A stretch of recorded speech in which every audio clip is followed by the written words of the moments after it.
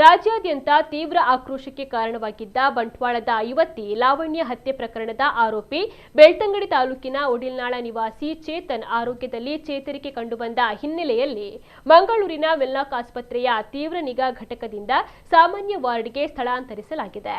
ಕಕ್ಕೆಪದವಿನ ನಿವಾಸಿ ಲಾವಣ್ಯ ಭೀಕರ ಹತ್ಯೆ ಪ್ರಕರಣದ ಬಳಿಕ ಆರೋಪಿ ಚೇತನ್ ಇಲಿ ಪಾಷಾಣವನ್ನ ಸೇವಿಸಿದ್ದ ಎಂಬ ಕಾರಣಕ್ಕೆ ಆರೋಪಿಯನ್ನ ಪ್ರಾಥಮಿಕ ಚಿಕಿತ್ಸೆಯ ಬಳಿಕ ಹೆಚ್ಚಿನ ಚಿಕಿತ್ಸೆಗೆ ಮಂಗಳೂರಿನ ವೆನ್ಲಾಕ್ ಆಸ್ಪತ್ರೆಗೆ ದಾಖಲಿಸಲಾಗಿತ್ತು. ಕಳೆದ ಕೆಲವು ದಿನಗಳಿಂದ ಐಸಿಯುನಲ್ಲಿ ಚಿಕಿತ್ಸೆಯನ್ನು ಪಡೆಯುತ್ತಾ ಇದ್ದ ಚೇತನ್ ಆರೋಗ್ಯದಲ್ಲಿ ಸುಧಾರಣೆ ಕಂಡು ಬಂದಿರೋದ್ರಿಂದ ಇದೀಗ ವೈದ್ಯರು ಸಾಮಾನ್ಯ ವಾರ್ಡ್ಗೆ ಸ್ಥಳಾಂತರಿಸಿದ್ದಾರೆ ಎಂದು ತಿಳಿದು ಬಂದಿದೆ.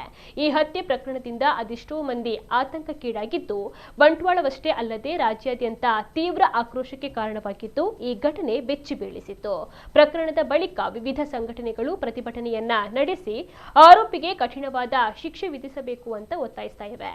ಲಾವಣ್ಯ ಕುಟುಂಬಕ್ಕೆ ಜನಪ್ರತಿನಿಧಿಗಳು, ವಿವಿಧ ಸಂಘಟನೆಗಳ ಮುಖಂಡರು ಹಾಗೂ ಸಾರ್ವಜನಿಕರು ಭೇಟಿ ನೀಡಿ ಸಾಂತ್ವನವನ್ನ ಹೇಳಿದ್ದರು. ಪ್ರಸ್ತುತ ಪ್ರಕರಣದ ತನಿಖೆಯನ್ನ ಬಂಟ್ವಾಳ ನಗರ ಠಾಣೆಯ ಪೊಲೀಸರು ಮುಂದುವರೆಸಿದ್ದು, ಸಾಕ್ಷ್ಯಾಧಾರಗಳ ಸಂಗ್ರಹ, ವಿಧಿವಿಜ್ಞಾನ ಪರೀಕ್ಷೆಯ ವರದಿಗಳು ಹಾಗೂ ಇತರೆ ಕಾನೂನು ಪ್ರಕ್ರಿಯೆಗಳು ನಡೀತಾ ಇವೆ. ಆರೋಪಿಯ ಆರೋಗ್ಯ ಸ್ಥಿತಿ ಸುಧಾರಿಸಿದ ಬಳಿಕ ವಶಕ್ಕೆ ತೆಗೆದುಕೊಂಡು ನ್ಯಾಯಾಂಗ ಪ್ರಕ್ರಿಯೆಯ ಮುಂದಿನ ಹಂತಗಳನ್ನು ಪೊಲೀಸರು ಕೈಗೊಳ್ಳುವಂತಹ ಸಾಧ್ಯತೆ ಇದೆ. ಈ ಪ್ರಕರಣ ಬಂಟ್ವಾಳದ ಜನತೆಯಲ್ಲಿ ಇನ್ನೂ ನೋವು ಮತ್ತು ಆತಂಕವನ್ನ ಮೂಡಿಸಿದ್ದು, ಲಾವಣ್ಯ ಕುಟುಂಬಕ್ಕೆ ಶೀಘ್ರವಾಗಿ ನ್ಯಾಯ ದೊರೆಯಬೇಕು ಅಂತ ಸಾರ್ವಜನಿಕ ವಲಯದಲ್ಲಿ ಆಗ್ರಹ ಮುಂದುವರೆದಿದೆ.